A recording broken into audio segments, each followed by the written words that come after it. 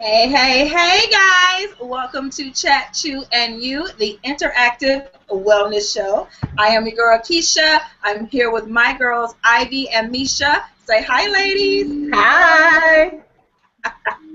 Tonight, we are chatting it up about love and relationships. And this is part two. If you missed part one, we'll have that link up for you, or it's on our YouTube channels. But tonight, we're going to get into some love and relationships part two. Getting a little deep for you guys. We have some questions that were submitted to us that we're going to respond to as well. So, during the show, please use the Q&A button to submit your comments and questions, or on our Google Plus page, if that's where you're watching, you can also add your comments there. And if you're watching the replay, please still don't hesitate to get in touch with us, and we'll get back with you with either an answer or feedback or what have you, and we'll go from there. So before we get started, though, this is Chat, Chew, and You. So what are you ladies chewing and sipping on tonight? Well, I'm not chewing, but I have my orange-infused water. Cheers. Are you sure that's water that's in a wine glass? Because I am fancy like that. I drink everything in this glass. Everything. Juice, tea, everything. What about you, Ivy? I have a really odd combination over here today, guys.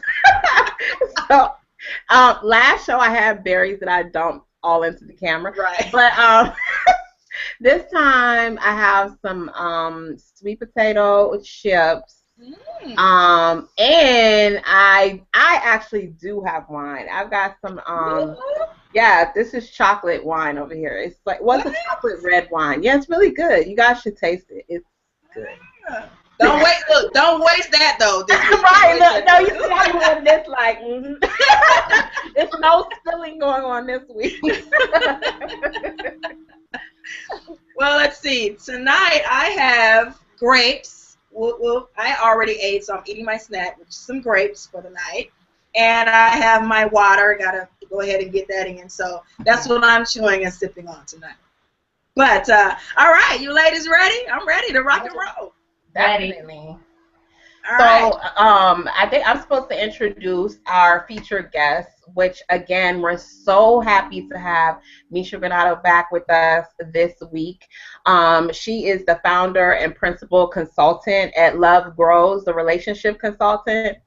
And we definitely wanted to have her because our topic for this month has been around love and relationships, and this is her area of expertise.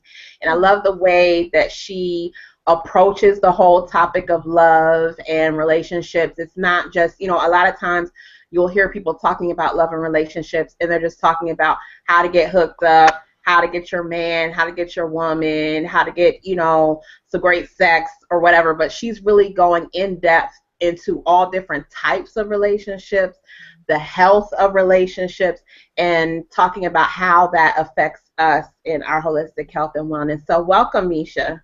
Thank you so much, Ivy and Keisha. You know I love and relationships. So to have the opportunity and this platform to speak to your audience, definitely a pleasure. Thank you, ladies. Awesome. So this week we're back and we're talking about mastering the art of relationships. And the reason we picked that is because, Misha, that is actually one of your feature presentations that you talk about on your website. So we really wanted you to have an opportunity to talk to our audience about that and just share some gems with us. So definitely, we'd love to hear from you.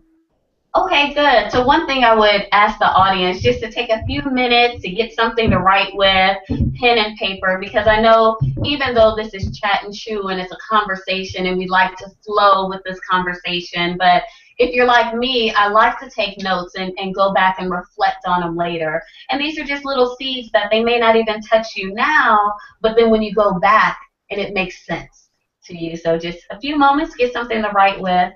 And I wanted to start with, in mastering the art of relationships, to me what that really means is becoming a connoisseur of you. So really you're mastering yourself. And each of our relationships is an opportunity for us to learn more about ourselves. A lot of time we go into relationships, whether it's romantic relationships, friendships, business, even with our family, and sometimes we put all of our attention on the other person, thinking it's, trying to understand them better. Why are they doing X, Y, and Z? But really, it's an opportunity for us to learn more about ourselves. So in mastering the art of relationships, some of the things that I wanted you guys to think about is, what have you learned in your past relationships? Romantic, friend, business, those type of things. What have you learned about yourself? What have you learned in terms of the characteristics and the qualities that either expand your happiness and best life, and those that constrict it? And this is the thing that I like to call your historical markers. Looking back, turning back, and really looking down that road that you've traveled, looking at these different relationships, and as we spoke about on our first chat earlier this month, understanding that everybody is both a teacher and a student in our life. And so once we can step back a little bit and look at individuals that way, especially these relationships that ended, and looking at this person as my teacher, what were some of the lessons that I learned? And some of the lessons could be something as simple as, I learned the things that I don't want, the things that don't work for me. Maybe I learned that this isn't the best way to resolve conflict. And even though I resolved conflict in that relationship this way, and the relationship dissolved as a result, moving forward, I have learned, and I have that tool in my toolbox now. Other things, when you're angry, disappointed, stressed, frustrated, when you're fearful, you have anxiety, what do you need to do to bring that level of balance and sense of peace for yourself? Do you know that? Because again, in our relationships, it's about becoming a connoisseur of ourselves. So when you're stressed, what do you need?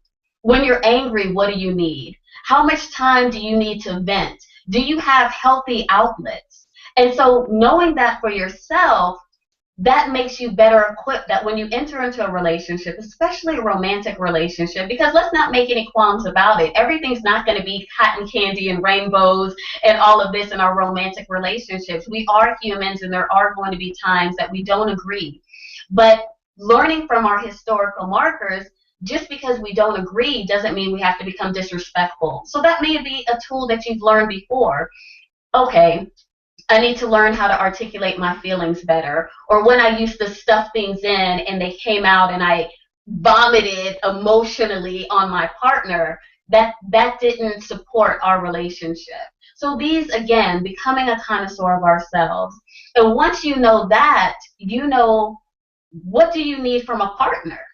So, for example, if I'm stressed, some people, when they're stressed, they may want to, I need you to be a sounding board. Babe, I'm just going to come in. Babe, can you believe X, Y, and Z happened? And I just need you to listen. I just want you to be a sounding board. Other people, they may, when they're stressed or feeling anxiety, they may want quiet time. And some people may actually have a code word. The Red Robin has left the building. Just something that as a partner, your partner knows, okay, let me get her bath water ready, let me, whatever the case, because I know this plan's going into effect for her.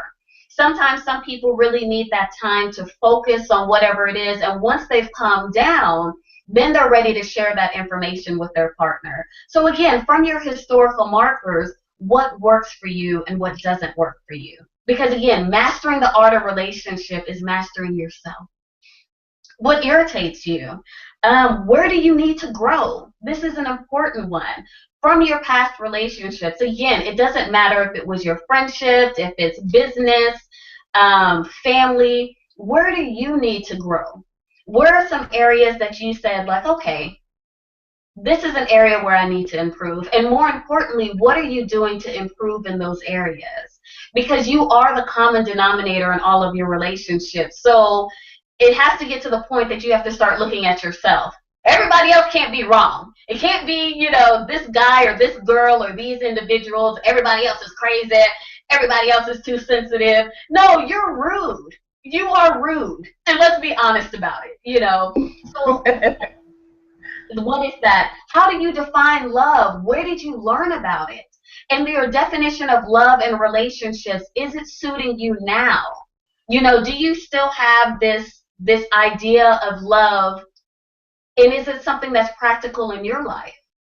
And understanding, where did you get that from? And is it something that is aligned with where you want to go? Is it supporting the relationships you have now? Or do you need to let go of that belief, that perspective, that definition? Because you say, you know what, in my life, this isn't supporting the vision or the experience I want to have. And understanding, where did you learn about love? Because these are great conversations to have initially when you meet individuals and you're developing a friendship. Because I think a lot of times with love and relationships, we use the terms generally as if there's just one way to it. But when we start talking to people, the way that people define relationships, the expectations, especially the roles, I have some couples when they're dating and they've never had the conversation about, okay, when I'm your girlfriend or your boyfriend, what are your expectations? When I become your fiance, when I become your wife or husband, when we have children.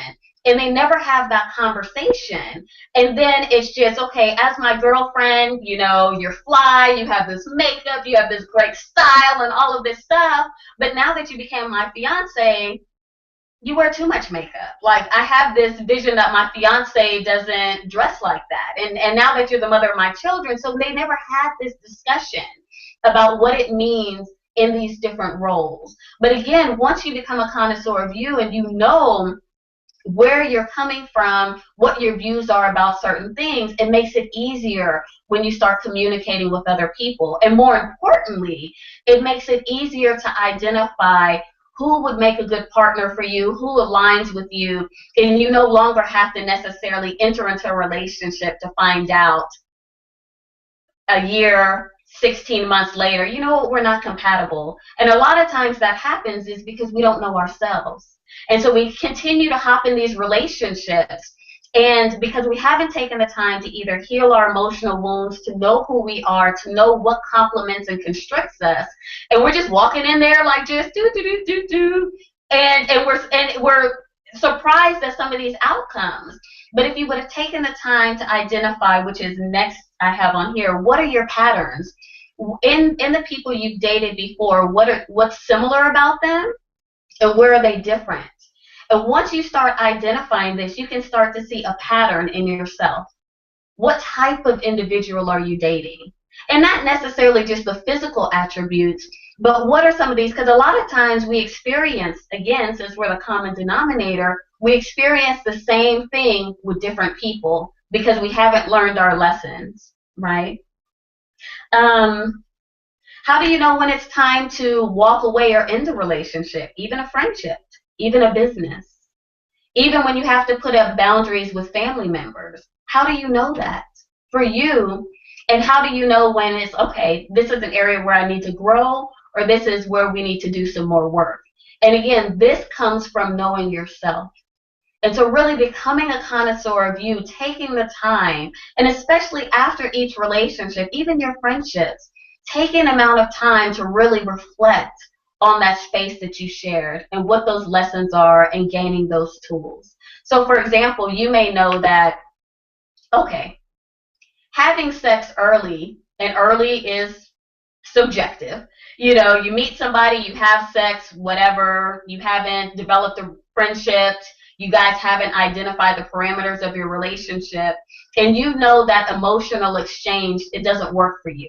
You know that you want the security of a monogamous relationship. You've dealt with some people before. You didn't have a friendship. You didn't know each other. Y'all fell out. There were arguments and all of those issues, and you know how you felt about it. So for you, having recreational sex or having sex with individuals that you haven't taken the time to cultivate a space doesn't work for you. That's something that you need to know. And so once you move into the next relationship, regardless of what's going on, you know that, okay, I want to take the time to develop a friendship. I want us to have trust and rapport and monogamy, and we've learned about each other. We're on the same page, moving at the same pace, in the same space. That is optimal for me. You may know from last relationships, you know what, I don't want to start off when I first meet somebody and I'm texting, because I don't want to text. I want to have phone conversations, or I want to meet in person. So if you know that, don't start by, texting, because then people may feel like, oh, okay, that's what we do. If you don't, put up those healthy boundaries, if listen, it's inappropriate for you to text me, call me at after whatever time. For me, it's early. Like, I feel like you shouldn't call me after 9 p.m. Central Time. Like, it's just, and those are the boundaries I have, old school. Now, if we're in a relationship, that's different. If we're dating, not dating, but we're actually in a relationship, that's different. But if this is someone met and we're getting to know each other or whatever, I let those boundaries be known early. That's just for me. So again, these are the things that you know for yourself. And then there's other qualities and characteristics that you may discover, like, okay, someone who doesn't communicate, isn't in touch with their emotions, that doesn't work for me, because I'm not interested in pulling any information out. Maybe you dealt with someone before who shut down. They get angry, or someone who becomes very violent, and not necessarily violent towards you, but they're cursing, they're yelling, they become very difficult to deal with. They don't know how to, again, what we spoke about earlier, when you're stressed, when you're angry, when you're frustrated, how do you deal with that? And these are great conversations to have when you're first meeting someone and we're doing that getting to know each other. Because you need to know that, because that information lets you know, are we compatible? Do we complement each other? If someone just says, like, hey, when I'm angry, listen, I disconnect, I disappear, I need like weeks, you're not going to hear from me, and you're just like, okay, that doesn't work for me. Because then you start to feel like, if we're in a relationship, or if we're married, or what, are you just going to disappear? Like, what are you talking about? So number one is becoming a connoisseur of yourself and asking yourself those questions. So mastering the art of relationships, number two, that was a lot under number one. Number two is, I highly recommend, and this is for romantic relationships, to become friends before you become intimate and enter into a romantic relationship. Because and I don't know if you've ever heard, and Ivy and Keisha, let me know if you've heard this before, that sometimes people say that I'm such good friends with him or her that I wouldn't want to date him. I don't want to ruin the relationship. Yeah. For sure. And I ask people that, so what do you do in a romantic relationship that you think would possibly ruin this friendship? And the thing about it is that we have cultivated a friendship, a relationship, trust, rapport, all of that organically happened in our friendship, and we have such a respect for each other. And so even our behavior, we are conscious and intentional about our behavior and our interactions with our friends, our true friends. If there's something that we feel that we may have, if we think there's any issues, we're quick to say, hey, I'm feeling something. Did I offend you? Do you feel like we want to smooth it out? Like, that wasn't my intention. We value those relationships. And sometimes when you don't have a friendship, then we just meet these people. Who are these people, these strangers? And I always tell people, like, okay, the best person you think to date is your best friend. You guys have organically developed a relationship. You're friends. You trust each other. All of those things. But no, that's not who we want to date. We want to date the strangers. We don't even know who these people are. It's hilarious. Oh, I didn't know. How are you treated? You're damn right you didn't know, because you don't know, John, if that's your name. Who are you? So the thing is by developing a friendship before romantic and becoming intimate, especially the intimacy and the physical intimacy, because we know intimacy is a lot. There's emotional intimacy, mental, but I'm talking sexual intimacy, because that friendship allows us to develop trust. It allows us to see more characteristics and qualities organically in each other, and we may decide in that developing a friendship, you know what? Yeah, we're not compatible romantically. But just look at how awkward that is, that you discover that after you had sex and you guys are having sex. And of course we know how that can cloud judgment and all of those things. And so you take time to develop this, to allow each other into their inner circle. You find more about their historical journey and where they've come from, and that has contributed to who they are, how they stand in front of you today. Those type of things. It allows each other to prove yourself, because that's the thing, that once we're friends and we trust each other and there's rapport, there's a safety there, that I know that you're not intentionally trying to hurt me. And a lot of the issues in romantic relationships is because we don't know each other. We don't know, one, we don't know ourselves. So we don't know how to deal with all of these different emotions and issues that come up in our lives. And so we damn sure don't know how to deal with you. And we don't know how to deal with you dealing with me, as I don't know how to deal with myself, and it just starts this rabbit hole. So we lash out at each other. We don't know each other's emotional wounds, so we inadvertently touch them. And so we pull back in pain, and so now I'm on the defense mode because I hurt. But I don't know why I hurt, because I don't even know I have those emotional wounds there, but I know I hurt. And instead of being able to use my words and tell you, man, that hurt my feelings, or I'm hurt here, I don't know why, but I feel something, we go in defense mode, and we start, and we start fighting each other. And then from there, we end up wounding the other person, and now we're just throwing fire back and forth. And once you hurt somebody like that, it just has this little space that each time something else happens, it gets bigger and bigger and bigger, and this wound becomes larger.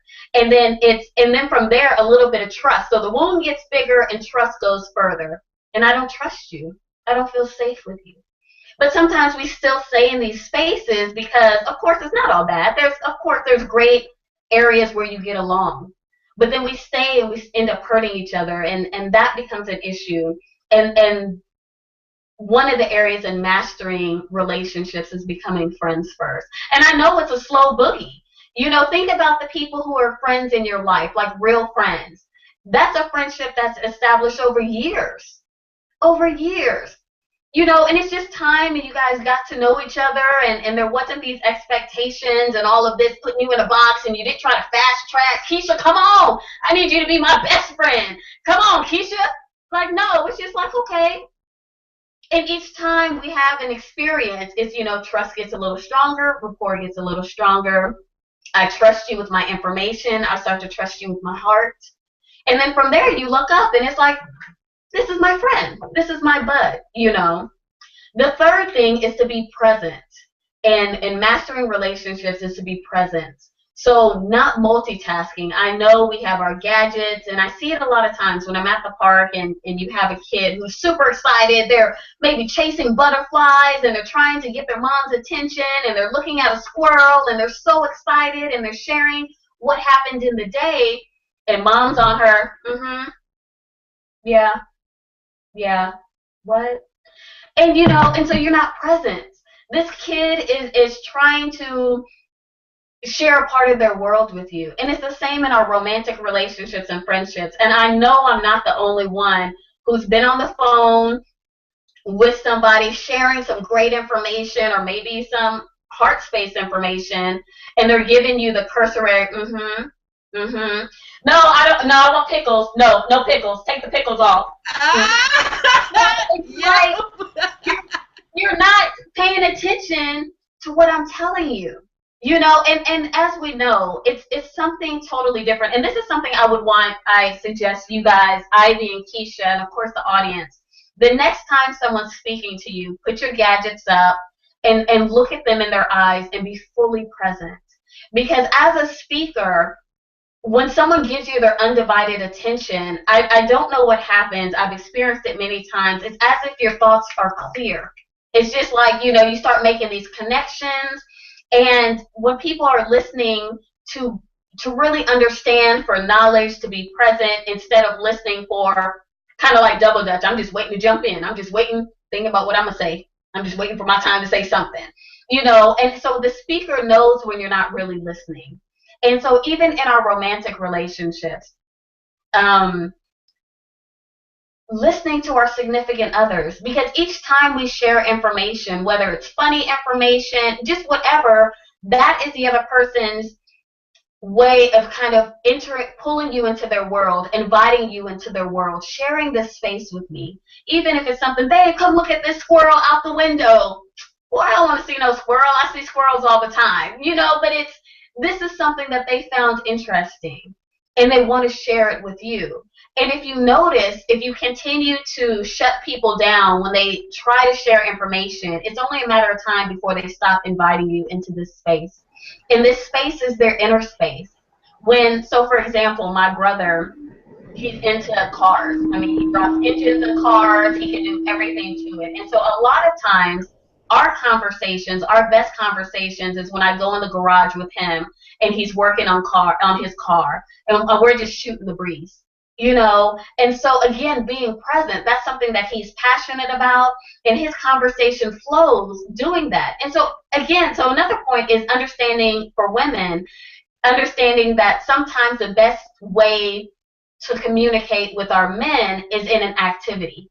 Even if the activity is something as simple as washing dishes or something like that. For women, we can sit next to each other on the sofa and just chat. We're not doing anything, we just chat. But men usually don't communicate like that. Watch that, they'll go out and play basketball every Saturday, and after they play basketball, they may sit on the bench and just kind of talk about life for a little bit and things like that. It's always around some sort of activity. And so these are things that you will notice once you become present in your relationships. And each person in your life, they communicate differently. So even with your children, child 1, maybe you sit on the sofa, chatter. Child 2 might want to do an activity. Let's go to the park. When we're doing something. And so in mastering the art of relationships is that you start to tailor each of your relationships to that person. Because sometimes we like to show up, well, this is just how I am, and this is how I always be, and you just need to get on. No, it's not 100% you and 100% me. We need to create this beautiful space that is Keisha Misha, Misha Ivy, Ivy me. It's different. It's different, and you start to tailor it that way. And mastering the art of relationships is about customized relationships, not one size fits all. This is how I talk to all women. This is how I treat all my homegirls. No, it's tailored because we're very different. And just even think about how something as simple as when you go to Starbucks and they ask your name and they call your name, Keisha, latte, whatever, you're like, yep, that's me, thank you. And it's even something as simple as that. So being present in your relationships, quality time, all of that stuff. Number 4, practicing the art of speaking love. This is a huge one. Your tone, your body language. And this is one thing that I like couples to do, even in friendships, just to, out of the blue, start to mirror each other. Mirror the other person's body language. Because sometimes we need to see it. Become aware of your facial. A lot of people aren't aware of their facial expressions. Some people always have this confused look on their face. And I'll stop are you following? Is it you look confused? And they're not even aware that their face is kind of scrunched up. Or the tone that you use. Kind of think about if someone were to respond to me in this tone, how would I feel? For example, I was listening to a woman and she was in the middle of a project and her husband called and she answered the phone. Yes. Now mind you, your husband doesn't know that you're in the middle of a project or anything like that, but being met with that tone, it feels like you're bothering me. What do you want? Why are you calling me? Instead of, hey babe, what's going on? I'm in the middle of a project. Is it something important? Do we need to speak about now? Is it something I can call you back in an hour? So just thinking on the receiving end, how would you feel? Listening to people, how they speak to their children, the tone that they use, the body language that they use.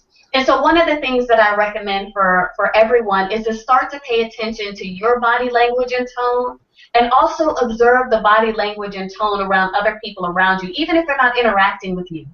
What does their posture say? You know, if they're talking to you and there's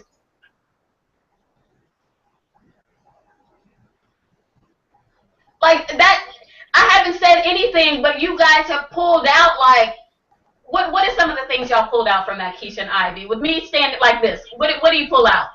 Straight attitude. Like, you mad at the world for no reason. Automatically, to me, it feels like you're closed off and you're not really trying to connect with me. Absolutely. And so just imagine if one of you came to me super excited about something that just happened. Oh my gosh, Misha, happy Thursday, happy Wednesday. Do-do-do-do-do. Yeah. And you know what? It's so crazy because on a day when I see people, I'll say happy, whatever day it is, happy Wednesday, you guys. And somebody deals like, what's so happy about? It's just another day. What are those things? So you know what? I've learned to not say that to that person because it's been more than once that they've responded in that way. So yeah, it was met with, you were never happy, so okay, I guess I'll never wish you a happy day. You know what I mean? Stay in your misery lane. And you know what, Keish, that's a good example, just how I spoke about earlier. If you continue to push people away, they'll stop inviting you in. And just like you said, you know what? I'm not even going to waste my energy on you. Yeah. That person doesn't realize, and I'm sure people interface with that person a certain way, very limited, and so of course, them not being aware of themselves, people are rude, they don't speak, they just walk by, they don't say anything, and they don't realize you are the reason. People have spoken to you 501 times, and you, good morning, just like it's such a, So, in the art of speaking, practicing speaking love, being intentional with your words,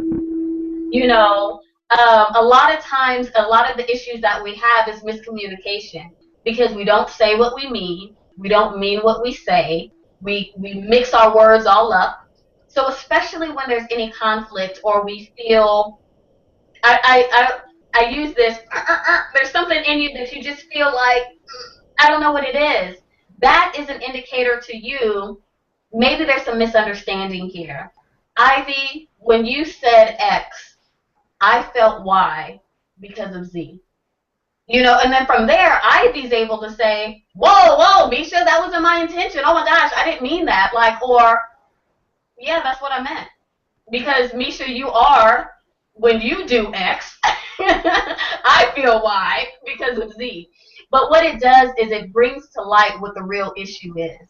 So being very intentional with our words. And this goes back into number one, becoming a connoisseur of you. Because, for example, for me, there's going to be some times where I'm angry or my energy's low or I'm just feeling like a sorry sap or in that time, you have to become responsible for the energy that you bring to people. So in those times, if I don't feel like talking, I'm not going to take your call. I'm not going to know that I have this kind of blah energy and I'm not going to, I'm good. Ain't nothing wrong. No. What? I'm not going to project that muck onto you. Instead, I may not take the call. I don't have to take the call. You don't know that I'm not taking the call because I'm feeling mucky. But what I'm doing is I'm honoring the relationship in the space that we have, and I'm not projecting that muck onto you. But knowing myself, I may know that, you know what, I'm feeling stressed, I'm feeling a little sorry sappy. So what I need to do is just have some time by myself. I need to go ground myself, maybe put my toes in the grass. Maybe I need to do some yoga, meditation, whatever it is, I know what that is for me. And then when I'm ready, I'll call someone back. Hey, I'm in a better space. Hey, what's going on, girl? Da-da-da-da-da. And I may not even need to share with you that I was feeling mucky. If it has nothing to do with you. If it's something that, so just knowing those type of things, being very intentional with your energy that you bring to people. Maybe it's something, too, you may need to cancel something. I'm supposed to meet up with you, Keisha. I'm not feeling it. It has nothing to do with you. I just, Keish, sorry, bud. I can't, I can't make it. Next time, sis.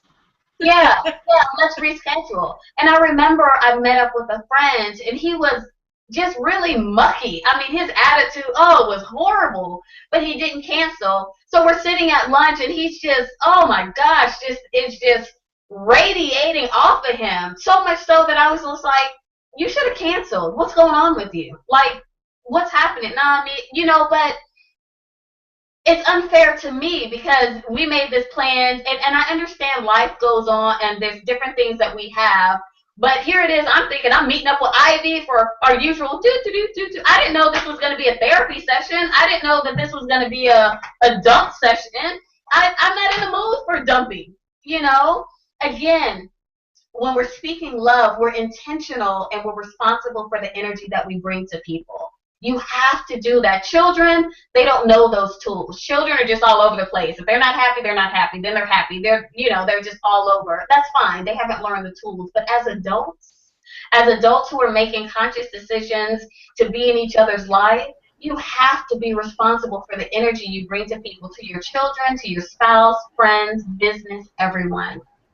Learn love languages. Gary Chapman, Ivy will put a link up there. Gary Chapman is the author of the 5 Love Languages, and he has a couple of books for single people, for parents, couples, and it's a nice little quiz, A-B quiz that you take, and you identify what your love language is. And I recommend for people to do this for each of their relationships. Your sister friends have different love languages, your children, your spouse, your mom, your dad. Once you know the love language, and most of us are multilingual. We, quality time and physical touch, quality time and gifts, acts of service, words of affirmation. We have these different ones. We speak multiple languages. But once you know the language of the people around you, you start to speak their language. Because a lot of times, sometimes people feel neglected or not appreciated because you're not speaking their language. It might be that my language is gifts. So Ivy, I'm showing my love to you. I'm giving you gifts. I'm sending you gift cards. I'm sending you stuff in the mail. But your love language might be quality time. Like, dang, I want to hang out. Like, and it is. Yeah. So even though you're getting all these gifts, you're thinking like, man, you're not spending time with me. I feel we're not growing this space. Yeah. So knowing your love language. The art of speaking love under mastering relationships is to own your stuff. Know what's yours. Know what's the other person's. And this again is once you become a connoisseur of who you are, you're able to recognize, again, my energy's low. I'm not going to project this onto people, type of thing. Number 5, we're almost finished. Number 5, timing is everything. My gosh, this has been such a hard lesson for me in my personal life, is that relationships work. Let's talk about romantic relationships. When both people are in the same space and they're moving at the same pace. We both want this certain experience. We both want to be in a relationship with each other. And we want to be in a relationship with each other right now. Same space, same pace. We want the same things. This is how relationships work. And there's some people that it might be, we're in the same space, meaning that I want a relationship or I want to get married. That's a good one. Yeah, I want to get married. Person A may want to get married within the year. Person B may want to get married within the next 5 years.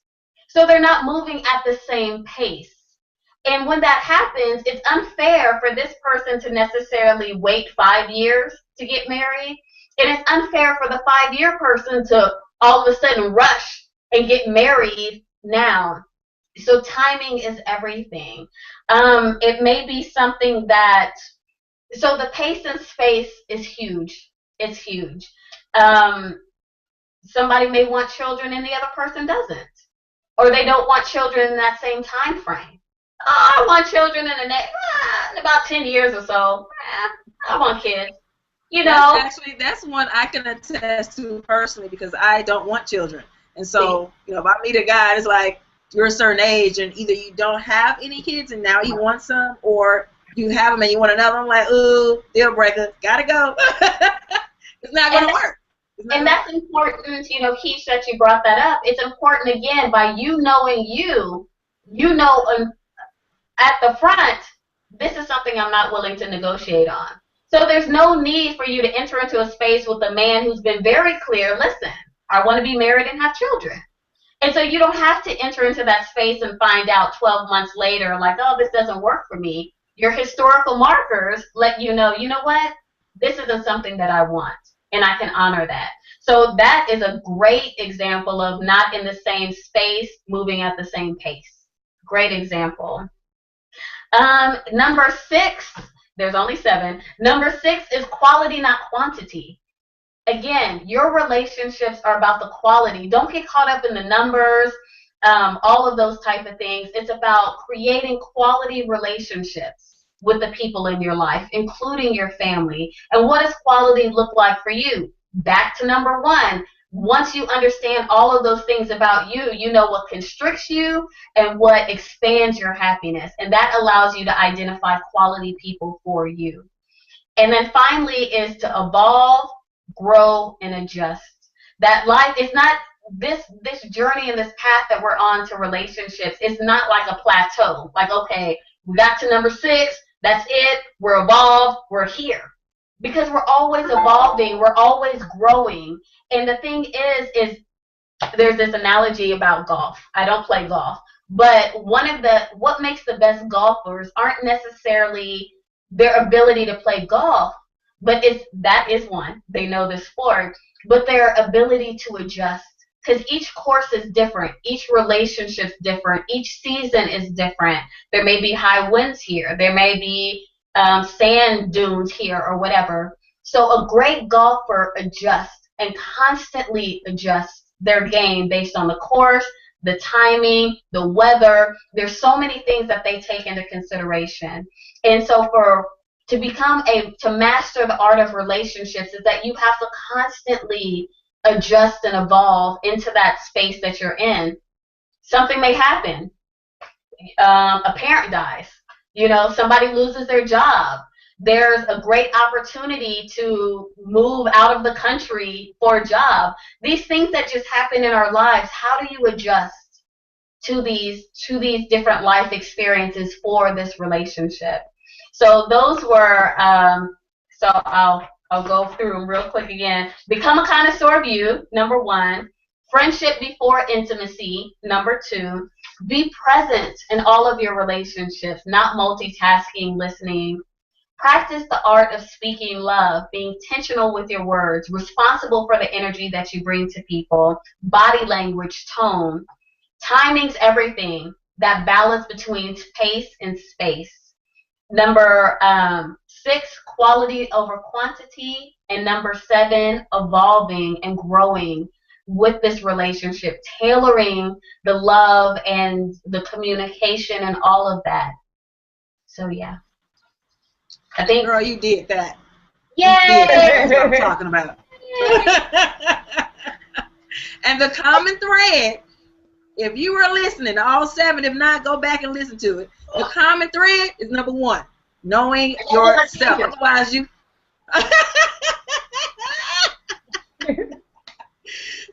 But otherwise, you can't do 2 through 7 if you don't do number 1. So go back through what Misha said, because it's one of those things that you just have to go through. And if you're not willing or able to do that, then I don't know what to tell you.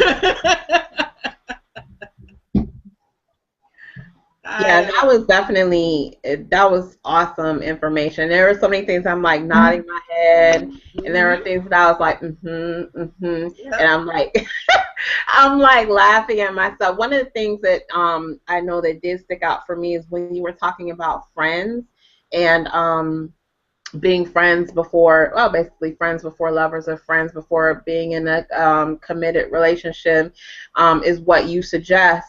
And I think one of the things I know for me in the past, I would veer away from that because that requires a different level of vulnerability, because your friends know the real you. So when you have this guy that's like your friend and he's known you, for me, it would be a guy, and he's known me for all these years, and he knows my ins and outs and my quirks, and he knows when I'm BSing him, and all of that stuff. It's like, oh, you can't really, you have to be vulnerable on a different level because that person really truly knows you.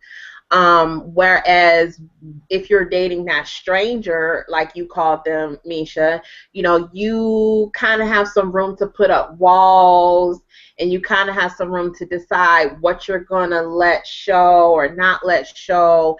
That was my mindset in the past. It made me feel more protected to be with someone who didn't really know me inside and out. But with a person who was an intimate friend, it just felt like it was more of a risk because I would have to kind of put everything on the line. I couldn't really fake it with them. So there's a question then with a lot of people who say that that's what they want, though, someone they can trust wholeheartedly and someone that they can be open with, and they want that from the other person. Then why do we consider that to be, no, we can't have that happen? Well, I can say, let me make sure that I clarify this too. Okay. That now, now that I've matured and I'm more open to being vulnerable, and vulnerability is something that I seek from myself and from my significant other, it makes me actually feel more safe to be with someone who knows me, and someone that I can't BS with, and someone that I can't, pretend with, and I know that he's gonna call me on my stuff when, and it's not always comfortable, but it's like, that person really truly is going to help you elevate to the next level because they know you, so they're going to challenge you. But it's like if you have that person who doesn't know you, then you can always kind of be distant from them and not truly connect with them. Which is in the definition of intimacy, though. Right, exactly. So, I would challenge those who are thinking that way and you're listening, just kind of listen to what Ivy just said and, turn it around, because a lot of times you do have to kind of grow up a little bit and kind of really think about it. We really thought about it. It's like, yeah, this is what I want. You know what I mean? Right. So, let's see. There weren't any questions on the chat. Monique says those were really great tips. I agree. Number one is key, having a strong sense of self. Yes, Monique, definitely the case. Ivy, what questions do we have in the chat box or that we received? We do have questions, which this is awesome because we're supposed to be talking about healthy and unhealthy relationships as well.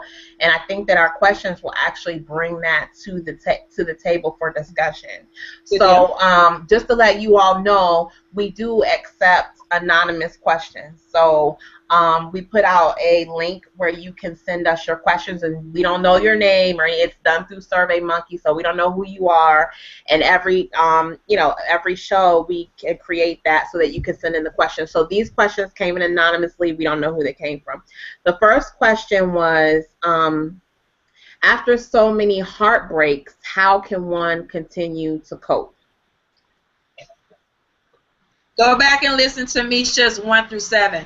I think that's the guideline. No, I'm serious. I think that's the complete guideline to what you can do. One of the things I love about what Misha is all about, I mean, just go to her website and just read about what she does. One of the things that I like about what she has is, okay, you can have 15,000 failed relationships, friendships, and all that, just professional relationships, right?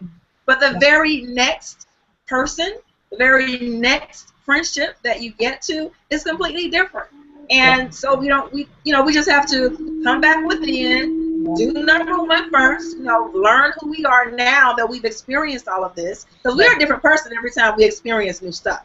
Yeah. Right? So learn who you are right then, right at the end of whatever this other stuff was happening, and then say, okay, now I'm ready. I know who I am now. Here's what I learned. All the stuff Misha talked about tonight. And now I can move forward. That's my take on that one. Misha, do you have any comments as far as like this question was after so many heartbreaks? How do you cope? Well, one of the things is that you have to, as we mentioned before, you have to find out what is your role in the relationship. You are the common denominator. So if you're having heartbreak after heartbreak after heartbreak, there's something that you haven't learned about yourself. Maybe you're dating people that don't compliment you, that constrict you. You're entering into these spaces. You're not paying attention to very clear red flags for you, because you haven't learned from your past experience. Maybe you're sabotaging relationships based on the wounds that you have, and you don't realize that you're having this same outcome because you're doing the same thing that's pushing people away, sabotaging people, sabotaging the relationship. So that's, again, you have to, after heartbreak, you need to say, you know what? Because all relationships don't have to, even if they end, they don't have to end in such dramatic ways. You know? So again, what is your role in that relationship? What have you learned from those past relationships? Have you taken time to kind of clear the space, or are you moving from one person to the next? And the reason that you're having the same outcome, you haven't learned, you haven't healed the space. So like Badu had Bag Lady, you're just taking luggage to luggage to luggage. And so now, after so many heartbreaks, you're looking like TSA, the security screen. It's what you're looking like, you know? So that's one of the things. And once you shift the way that you look at your exes, because sometimes if we look at them and we have this emotional, you did this to me, you broke my heart, you're a jerk, you're an a-hole, we can't see past that. You have to rise above that. And once you start looking at them as teachers, the way that you looked at your calculus professor, your English professor, you know, it isn't like you gave me a D. I didn't study. I didn't invest in the class. And sometimes it is a case that the way that people teach isn't the way that you learn. You may take calculus from another professor and their teaching ways. You get it. They speak your language. Calculus makes sense. You change majors. You're now in engineering because it was taught in the way that you learn.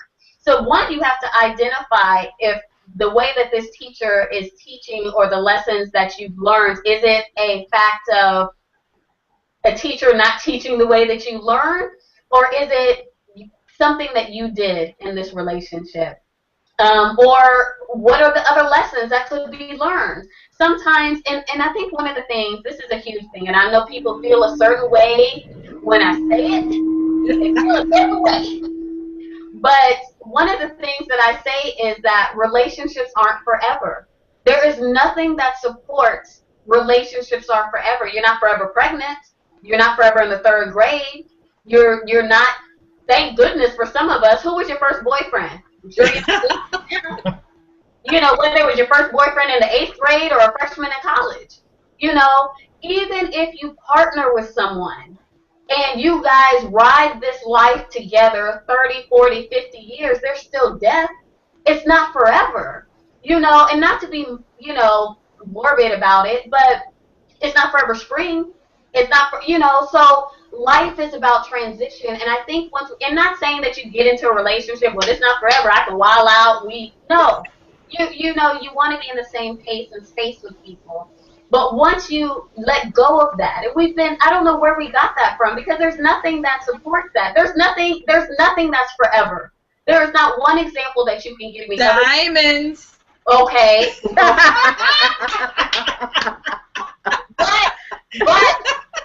But even with that, Keisha, they started off with coal and with the brush, like they transformed. They evolved. Yeah, they evolved, absolutely, from the pressure. So that's one of the things. So once we're able to see each of the people in our lives, even ourselves, as teachers and students, and once a relationship ends, understanding what can I learn from this space, and what do I love about this space? Because just because a relationship ends, I gotta tear up the pictures, I gotta delete, you don't exist. Oh, like, you know, there were moments, you shared a moment in space with someone, and you can honor that, and you can still love that. And just know that we have gone to different paths for whatever reasons. It can be so many different reasons people end up going different ways. So back to the question, after so many heartbreaks, you need to start to see what is your role. Start looking at the people you dated before as teachers. What are the lessons that you learned or didn't learn? What are you doing that can possibly be sabotaging the relationship? And most importantly, take time to heal.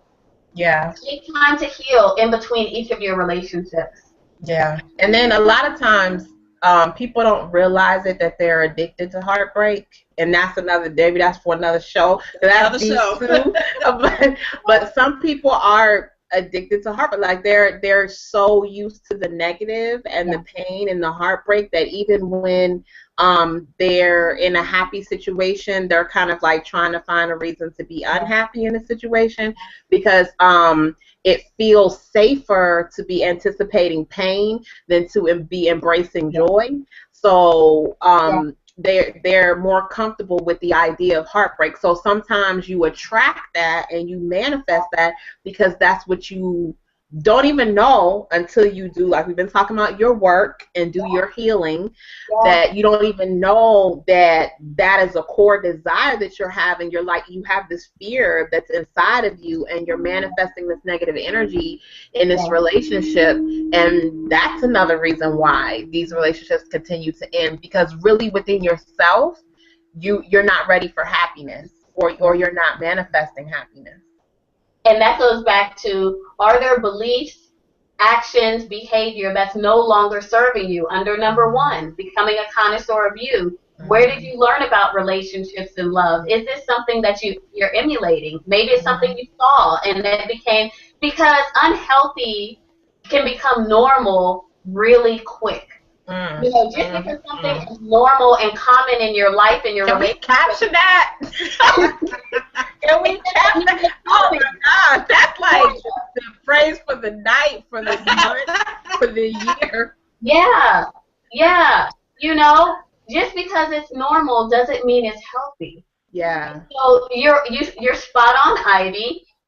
There's something amiss in this individual's life that either I don't feel worthy, and it always goes back to some emotional wound. When you do this connoisseur work, really think of an oak tree that's you, and you are going down into the root system. You are going all the way to the root system. And not only that, what is the water source that this root system is tapped into? Is that water source contaminated? Meaning beliefs, relationships, the foundational things that we got as children. Listen, our parents did the best that they could, whatever. But that normal in the house may have been unhealthy. And we built our life on that unhealthy, contaminated water foundation. So it's like, are there some roots that need to be cut? Do we need to uproot and plant somewhere else? Do we need to take the good, healthy limbs and repot it in a new plant? A new pot, you know? It looks different for all of us. But again, it goes back to ourselves. Great point, guys. Great point. We have, I'll throw out another question. We have a few minutes. This conversation is so good, guys. We're this is like the first time that we like really run over, but it's really good, and I want to make sure that you guys get this, and hopefully Misha and Keisha, you guys are okay with that too. If not, it doesn't matter because you're stuck on the show.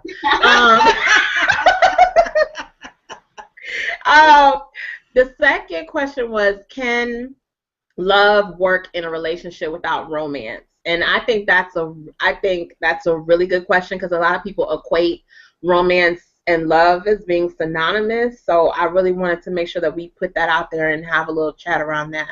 Yeah. Keisha, go. Keisha, hit it. Okay. Can you have love without romance? Yes. My blanket answer is yes. You know, why wouldn't that be the case? I love my mom. I mean, we're not romantic with each other. I love my niece and nephew. I love my family, my friends. I mean, okay, so then I don't know if there's something else behind the question. For instance, if there's a platonic relationship, and yes, you love the people that you're around, right? We don't have to segregate everything into I'm in love versus I love versus I like. We don't really have to do that. I mean, love is love. Yeah. That's just me. That's my personal opinion. In love and love is exactly the same thing in my book. So, yes, you can definitely have love without romance. We do it all the time. Look around. I mean, everybody that you're connected with, you're not romantic with. The ones that you love, you're not always romantic with them. So, yes, I definitely think that can work. Yeah. And you know what I love about this is because it makes total sense what you say, Keisha. I mean, spot on. But when I looked at the question, I looked at it differently. And this is such, again, a great example of the importance of having conversations and establishing a friendship. Because, again, we're reading the same question, and you're thinking like, okay, the way that I see it, all right, everybody sees it that way. Right. And people interact in the world like that, but that's not true. And it's not right or wrong. It's just a different perspective. So for me, what I thought of is, can love work in relationships without romance? And when I read it at first, I was thinking, one is going back to tailoring and customizing the relationship for you. Because and meaning to having to redefine what romance is. Some people, romance is the big gesture, the roses, the dinners, the traditional romantic things, lingerie, bubble baths, hotels, like whatever the case may be. Whereas this goes back to knowing your love language, I feel. Yes. Because once you understand the love language, and I love to use my brother as an example because he is, to me, he's such a guy, like just a regular guy. And so my brother's love language is acts of service. That's how he shows me, my mom, the family, how he loves us. So he's not going to be big with the I love you, Mish, and come hug me and stuff like that. If I say I love you, he's going to be love you too, bud. That's what he says. He's going to get me cards. He may get 2 or 3 cards. He's going to, spell out my name in stickers and all this kind of stuff because he knows I like it. But so if I was thinking like, man, does my brother love me? He doesn't tell me he loves me. He doesn't, he doesn't say it on his own. And I know this isn't a romance thing, but my brother shows his acts of service. For example, my truck. He looked at it. He's like, bud, you need tires on your truck. Look at the thread. And he bought 4 new tires for my truck. Like, I mean, that's the type of stuff that he does. Like, bud, your computer's about to crash. Like, so he bought a new computer. So he does these type of practical, what do you need? What do you need? I'm going to fill that void for you. And that's how he loves, And so I go back to this question of, can relationships work without romance? Is, again, finding how does your significant other love? What is their love language? Because they may not be doing the roses and the rose petal type of thing, but the way that they're showing you how they love is definitely not in traditional romantic sense, but it is a love gesture. And then that's the importance of knowing what the love language is, because then I start to love you in your language. You know? And then I think from there, this could even go to the point of someone not feeling appreciated, or, you're not doing the romantic. I didn't get a tennis bracelet for Valentine's Day. I didn't get roses. I didn't, whatever. They're just like, listen, like, I pay the mortgage. You ain't That's romantic for me. Like, I remember comedians saying the lights are on. That's romantic. You can follow your entrepreneur dream because, you don't have to worry about that. So, again, I think it goes back to just tailoring the relationship, not getting so caught up in media and the glossy print and the instant this and that, and everyone kind of one-upping. I have this bag, this purse, this car. Really tailoring it to your relationship and the person that you're with. What does that look like for you guys? What's your take on it, Ivy? I love how both of you have like 2 different perspectives, which is why I love having these conversations. Well, because the question said, can love work in a relationship without romance? And because the person indicated the word romance, I did kind of read into it and assume that this person is looking for romance and they're not getting it, so they may feel like they're not being loved. And I see Keisha's point that, you know, we can have different types of relationships. And I think sometimes that's what we do forget, is that love comes in many forms. And I think that sometimes that's what leaves us feeling, can leave us feeling so unloved sometimes, because we're only looking for it to come in one form. And that's why a lot of times when you have those major holidays like Valentine's Day or Christmas or whatever the other romantic holidays, and there's not that person there in people's lives, they tend to feel depressed or nobody loves me or whatever.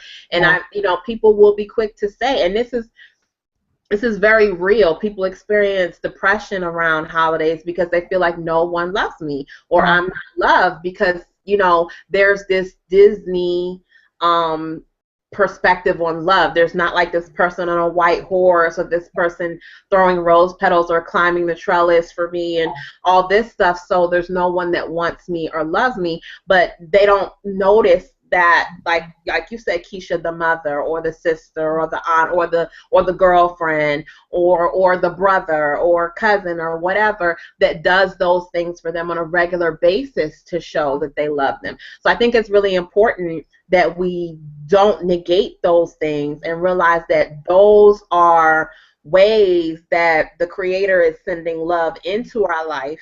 Yeah. And it's important that we show gratefulness and thankfulness for those sources. And Misha, as far as what you were saying, I am all for the 5 love languages. I read it years ago, and I read it again recently, and I think that it is so important, again, in any relationship. I see its value in familial, platonic, romantic, because when you understand a person's love language, it cuts back on a lot of confusion, and it cuts back on a lot of feelings getting hurt and misunderstanding, because you might have that person who, like you said, is fixing your tires or getting a new windshield wiper or putting, windshield washer fluid in your car or whatever, but because they didn't buy you something big at Christmas, you feel like they don't really care about me. They don't never do nothing for me, but this person does little things. Or maybe that's that person who sits on the phone and listens to you, or shows up for you, or comes over and watches movies with you, or goes to the mall with you, or helps you pick out those shoes that you need for an outfit. Or, if you're a guy, that's that guy that plays basketball with you or works on your car with you. Like they show their love in a different way. So it's like when you understand the different ways that love are shown, then you can appreciate people more. I personally like romance, but like I said, my love language is quality time. My primary love language is quality time, and then my second one is words of affirmation.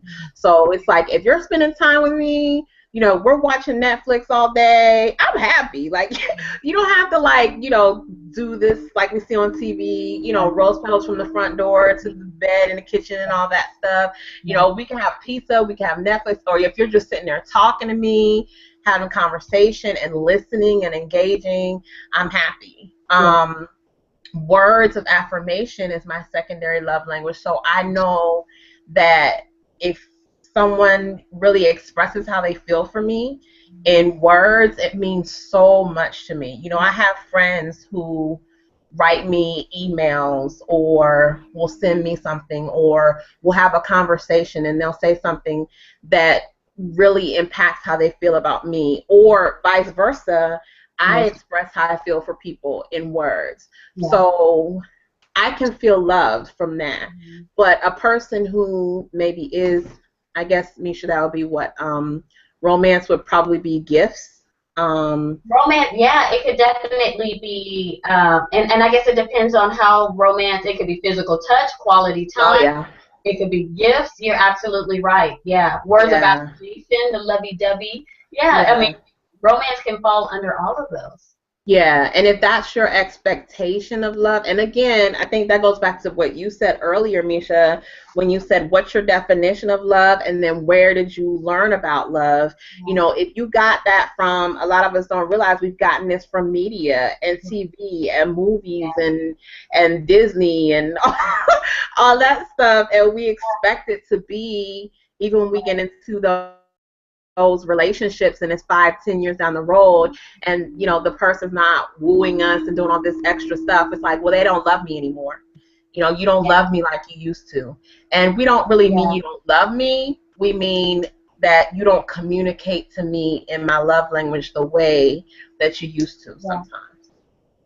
And I love that how you spoke about the language is because, and sometimes it's easier if people think about it as a real language. So, Ivy, if you speak Spanish and I speak English, but I understand Spanish, Yes. it's we're still missing out on it. It's like, okay, well, you, since I understand Spanish, you can go full-fledged, express yourself, and I get it. But if I don't speak Spanish, Mm-hmm. or you don't speak English, there's so much you're missing. Yeah. And there's that disconnect. So it's the same thing with our love languages, and that's why it's so important.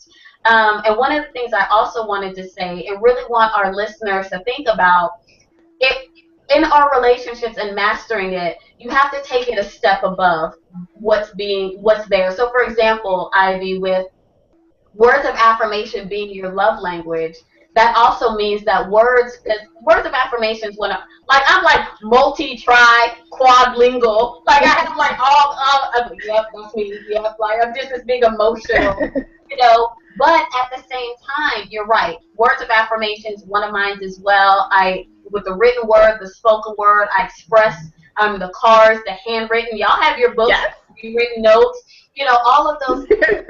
But at the same time, for us, words are just as painful for us as well. On the other hand, Yes. people who are, and so you understand that. So someone whose love language is physical touch, when you withhold it from them, it's very painful for them because that's their language. And so understanding kind of the duality of all of these languages that we speak. So if my love language is gifts, and especially on Valentine's Day, like I'm just yes on my birthday, yes, and you don't give me anything on these things that are my big language days, then I feel like it's that other side. So this is the importance of knowing your person's language and making sure that, and of course, I'm sure we'll have a conversation later. Once you have developed this friendship and rapport, you never want to intentionally hurt the other person. And so even with my couples, I'm huge with them and even their children, not to go to bed angry, to understand that whatever's going on here, that our relationship, this whole I'm in the bed sleeping, we're not touching, just those type of things. I'm going to get up in the morning, I'm not speaking to you, I'm not speaking to the children. And I don't know if some of you all know, my background also is in public health, and I have experience working in a hospital setting. And it's not until you're in a hospital setting that you realize that hospitals are 24/7. Like, I mean, our health is good, nothing's wrong with our loved ones, so we're far removed from the hospital setting. But when I tell you life flight comes in every day life flight comes in. And nobody on life flight started their day with, you know what, I'm going to be in life flight at 3 o'clock. I'm going to be in critical condition. And so I tell people really to shift a lot of the things that we spend so much energy and holding on to in the grand scheme of things, because life can change, and again, this isn't a scare tactic, but life can change in an instant. And I want to live my life to the point that I never want it to be that you're sitting somewhere with regrets, that you left the house not speaking, or you did something, or whatever, and now you got the sour face as you're dealing with this real unexpected life change, and you really have to think about it. If my life was the Atlantic Ocean, this incident that I think is so huge, what role does it play in my life? And when you're able to step back and you think about a pebble or even a boulder or even whatever in the Atlantic Ocean, it's not as big as we think some of these things are. You know, so really it's an honor to love and to have people love you in return. It's an honor to be able to co-create relationships with people. You know, if you need to forgive someone, forgive them. If you need to ask for it, if you need to apologize, like, life is too precious for us to be walking around here with grudges and, you know, and not thinking we're good enough. That's a huge one. We talked about that on the first one. Right. You know, it's like we have to make that shift and understand that I'm worthy. If I need some work to do, let me do the work. If I need to make some changes, let me make the changes. But to become a connoisseur of ourselves, once we are able to master who we are, our relationships will change because we see the world differently in each other. Awesome. Yeah. Awesome. Keisha, did you have anything to add before we start wrapping up for the evening? I do want to, Misha mentioned change. I want to put out my favorite quote by Dr. Wayne Dyer. Change the way you look at things, and the things you look at will change. Love that quote. It's all about perspective, and I use it all the time in all types of different scenarios. Change the way you look at things, and the things you look at will change. Get Dr. Wayne Dyer's books, too. He is awesome. I reread his stuff all the time. Absolutely. Absolutely. I'm there with you. Awesome. Well, thank you, ladies, and thank you, everyone who's been watching. And if you're watching the recorded show, we definitely want to hear from you. So leave a comment on the video or in the event, or if you want to email us, you can always do that.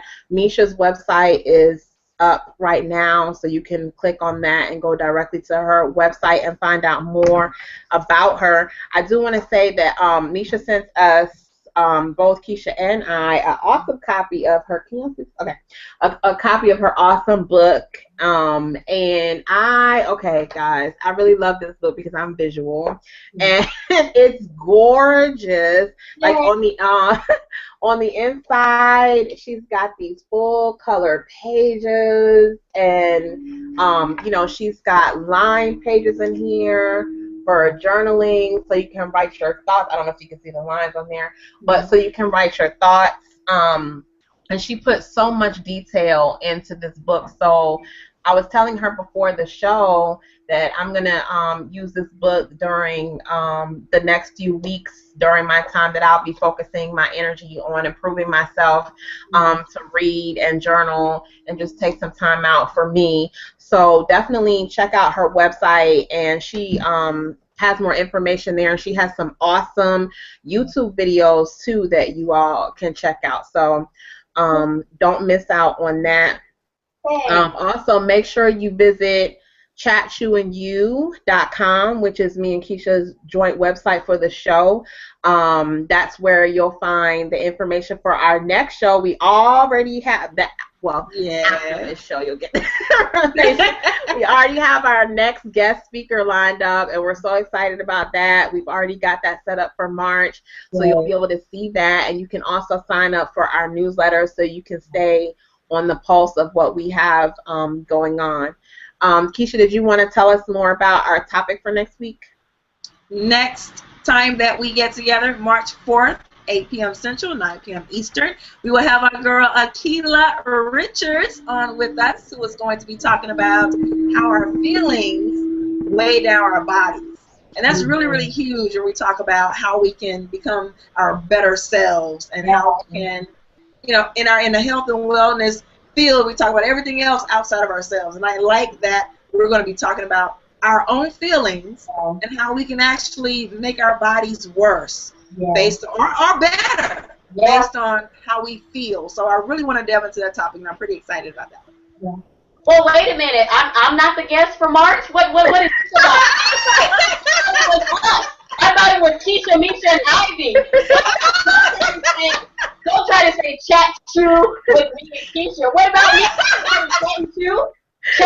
Chat chew want to be the you? You to you. It has been so fun with you here. It is going to be like, oh, man. We're going to miss your energy for sure. That's okay. You'll be back, Misha. Don't worry. We tell you. Oh, yeah. Clearly, we could talk about this forever. All our marching stuff. When your next guest there, I'm gonna put the questions in. What about Misha? What about Misha, girl? That is hilarious. We got you, boo. Yes, I'll be back. Absolutely. Well, thank you so much, Misha, for being here. We've had so much fun with you and your energy. I've learned a lot, and your energy is beautiful, and I just love having you here on the show. You guys definitely, like I said, give us your feedback about the show, your questions, and if you have things that you'd like for us to talk about or to discuss, send that to us as well. Yeah. All right. Yay. Bye. All right. Good night, everybody, or good morning, or whatever time it is for you and your part of the globe. Peace. There you go. Bye-bye.